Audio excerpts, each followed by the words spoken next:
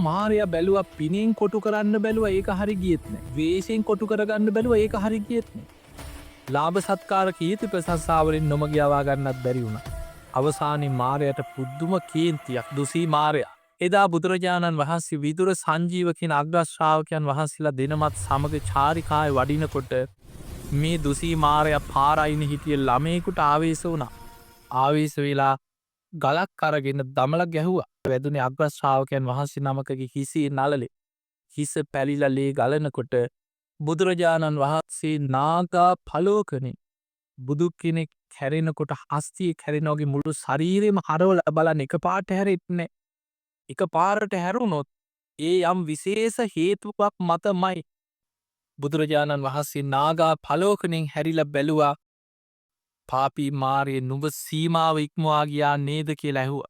අහනකොටම දුසී මාරයා මාර බවින් චුත වෙලා මහා නිරේකට වැටෙනවා. චපස් සාහිතනික කියලා නිරේකට වැටුණ කියල සඳහන්වෙන. චපස් සාහිතනික කියන ඇසකණ නාසේ දිවකය මනසගෙන ආයතන හයටන. අධික දුක්වේදනා ඇති අපාය.